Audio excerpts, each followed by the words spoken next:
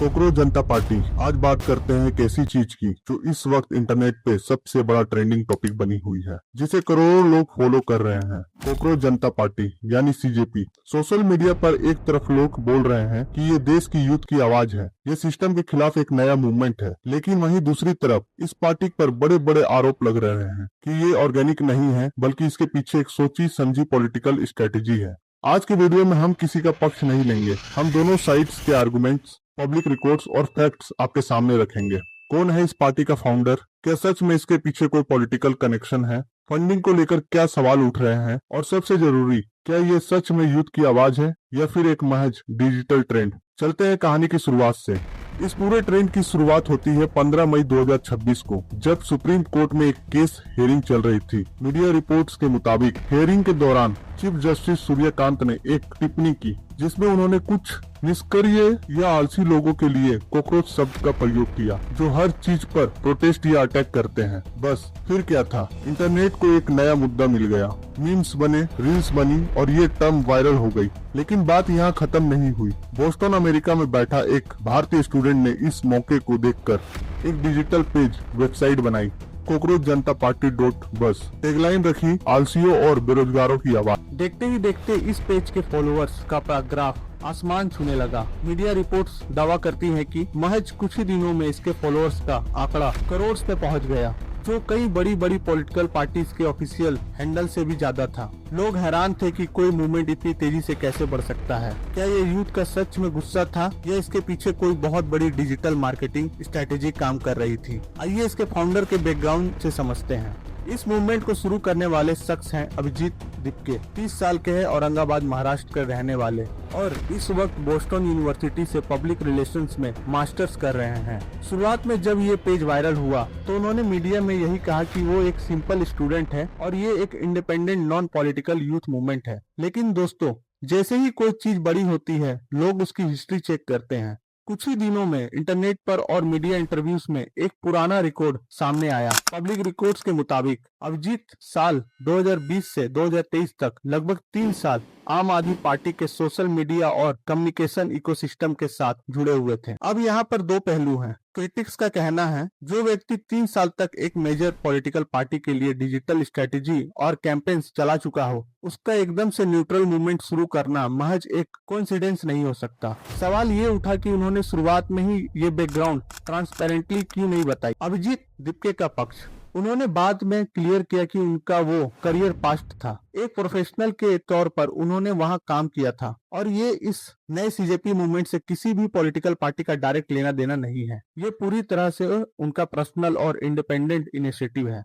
लेकिन कंट्रोवर्सी तब और बढ़ गई जब आपके नेता ने सोशल मीडिया पर सीजेपी हैंडल को ओपनली सपोर्ट कर दिया। इसके बाद ओगी जनता पार्टी नाम के एक काउंटर हैंडल ने दीपके का लिंक्डइन प्रोफाइल और कुछ सोशल मीडिया कनेक्शन शेयर किए, जिसमें उनके पुराने पॉलिटिकल वर्क्स और आपके टिकट पर इलेक्शन लड़ चुके नेताओं के परिवार से जुड़े हैंडल्स को फॉलो करने की बात सामने आई। अब सच क्या है? क्या ये एक पुराने स्ट्रेटेजिस्ट का इंडिपेंडेंट आइडिया है या फिर पर्दे के पीछे की स्ट्रेटेजी? फैसला आपका है, लेकिन सवाल उठाना लाजमी है। जब कोई भी डिजिटल कैंपेन इतने बड़े लेवल पर जाता है, जहां वेबसाइट सर्वर्स का management, high quality graphics, anthem, video और हैवी कोऑर्डिनेशन इन्वॉल्व हो, तो वहां फाइनेंशियल रिसोर्स की जरूरत होती है। इसी बात को लेकर पॉलिटिकल सर्कल्स में छिड़ गई। बीजेपी के एमपी ने ओपनली इस पर सवाल उठाए और एलिगेशन लगाए कि इस मूवमेंट के पीछे फॉरेन फंडिंग या ऐसी संस्थाओं का हाथ हो सकता है जो देश में इंस्टेबिलिटी चाहती है। उन्होंने सोरोस जैसे बड़े नाम भी लिए। ये जो विदेशी फंडिंग, सोरोस फाउंडेशन या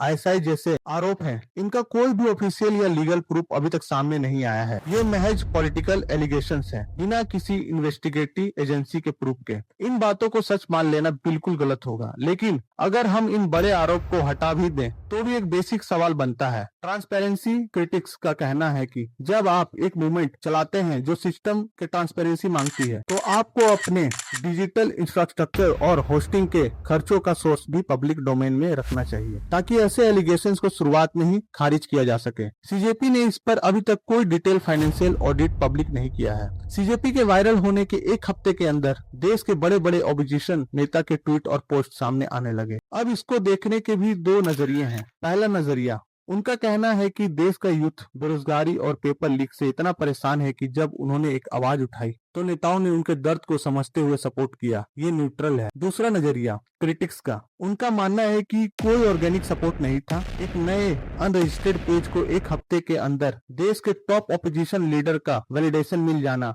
ये दिखाता है कि ये मूवमेंट कहीं ना कहीं रूलिंग पार्टी के खिलाफ एक रेडीमेड वेपन की तरह इस्तेमाल की जा रही थी। कंट्रोवर्सी तब और गहरी हो गई जब सोशल मीडिया प्लेटफॉर्म ट्विटर ने सीजेपी के हैंडल को एक लीगल कंप्लेंट के बाद टेम्पोररी सस्पेंड या रिस्ट्रिक्ट कर दिया। जैसे ही अकाउंट बैन हुआ, इंटरनेट पर एक नया आउटरीच शुरू हो गया। सपोर्टर्स ने कहा, देखो सरकार इस आवाज से डर गई और इसका दबाने की कोशिश कर जा रही है। इस बैन की वजह से उन्होंने और ज्यादा पब्लिक सिंपैथी मिली। लेकिन डिजिटल एक्सपर्ट्स का इस पर एक अलग ओपिनियन है। कई एक्सपर्ट्स कहते हैं कि सोशल मीडिया के दौर में बैन होना या सेंसर होना कई बार सबसे बड़ा मार्केटिंग टूल बन जाता है। इससे पब्लिक में एक अंडरडॉग या विक्टिम नैरेटिव सेट होता है, जिससे लोग और तेजी से जुड़ते हैं। अब ये बैन सच में एक नॉर्मल लीगल प्रोसीड्यूर था या इसका इस्तेमाल स्ट्रेटेजी के तहत किया गया, ये कहना मुश्किल है। जब किसी हैंडल के फॉलोअर्स इतनी तेजी से बढ़ते हैं तो उसकी ऑडियंस क्वालिटी पर सवाल उठाते हैं। कई सोशल मीडिया यूजर्स और टेक एनालिस्ट ने क्लेम किया कि सीजेपी के फॉलोअर्स में बहुत बड़ी संख्या पाकिस्तान, बांग्लादेश और तुर्की जैसे देशों के अकाउंट की है। उन्होंने इसका स्क्रीनशॉट भी शेयर किया और कहा कि इंस्टाग्राम पर करोड़ों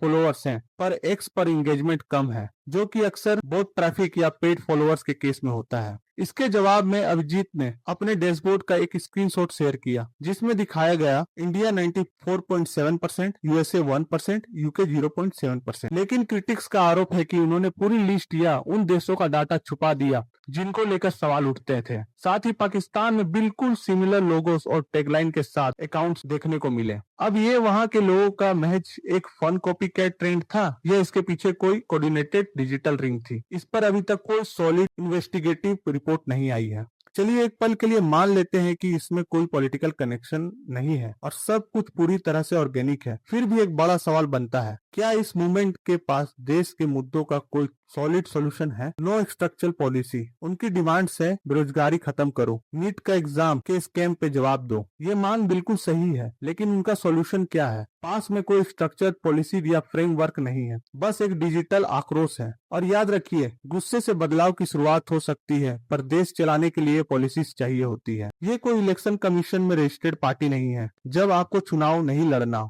वोट नहीं मांगने और ग्राउंड पर आकर काम नहीं करना, तो डिजिटल प्लेटफॉर्म पर कुछ भी कहना बहुत आसान होता है। असली टेस्ट तब होता है जब आप सिस्टम के अंदर आकर बदलाव लाते हैं। आलसी और बेरोजगार मीम्स के लिए ये सुनने में फनी लगता है। अगर आपको ये बैलेंस एनालिसिस पसंद आई तो वीडियो को लाइक, कमेंट करो और चैनल को सब्सक्राइब करो। Thank you.